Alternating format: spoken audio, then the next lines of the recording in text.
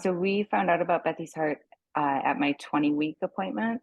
We just went in for a regular 20-week ultrasound, and we had a student ultrasound tech. I remember laying there thinking, oh my gosh, I'm falling asleep. This is so terrible. Is this like a second kid thing? I'm so tired and I'm not even like paying attention.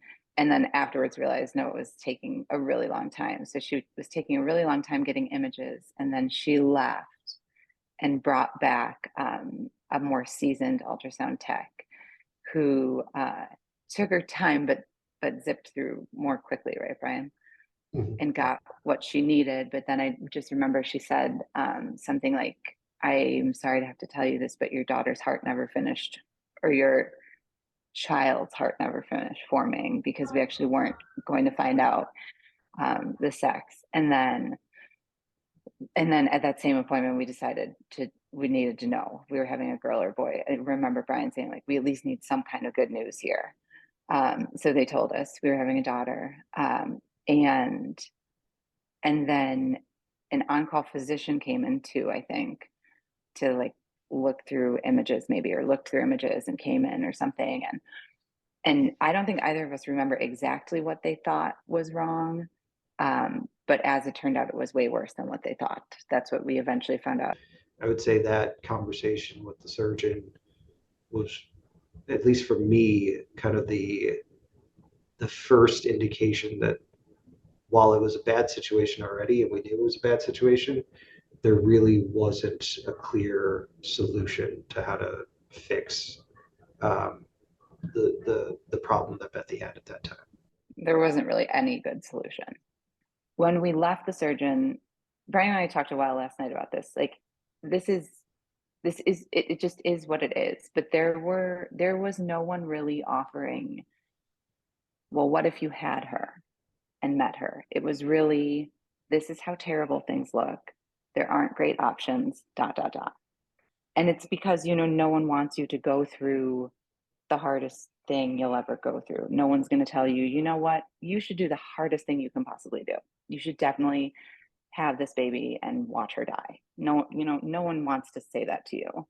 So that wasn't really even placed on the table for us. So we went home from the cardiothoracic surgeon and then talked through. I don't remember who gave us these options, but if we were to terminate the pregnancy, it would either be a D&E, I think, or we could induce labor and meet her and lose her.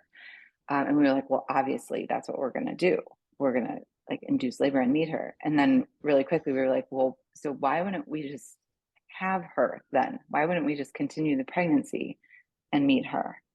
Um, and so I went to my OB with that information, like talked her through our conversation and said, so this is what we've actually come up with.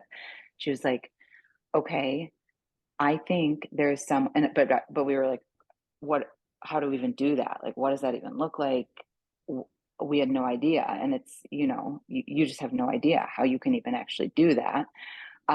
So I went and talked with her, and she said, okay, I know there's someone at Lurie who can help with this. It was like within days, I think, that she figured out it was Dr. Henner, and that we met with Dr. Henner and Alita, one of the nurses who worked with her, who ended up working on Bethy's team the whole time we were in Chicago. We went and met with them, I think at Lurie, and started talking through what we wanted for Bethy's life and how they could help us make that happen. Just offering it as an option. There's a team that exists. Here's who the head is. And maybe like, here are a couple of the ways that they could support you. And to be honest, they support you whatever your choice ends up being. So just the knowledge that they're there for you in the first place.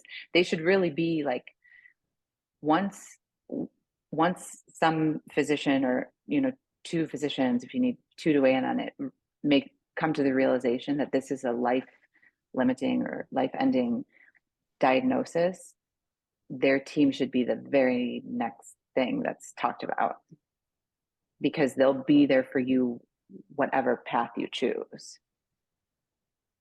Because, I yeah, love that. so that team can handle, I mean, Anything. Dr. Henner was very upfront of, here are the options. There, there are, there's no easy option. They're all going to be Yeah. sad. Everything, right after you receive that diagnosis, like it's all just fear and unknown.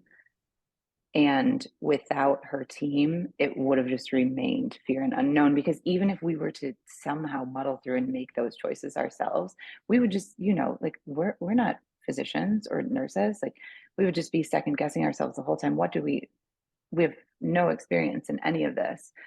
And so it really was having her there to plan out the details. So we didn't have to do that. And the focus was on living with Bethy while she lived and loving her. And that was it. I mean, really, that's probably their ultimate goal, is that that's where a parent's focus should be. And their role is to enable that.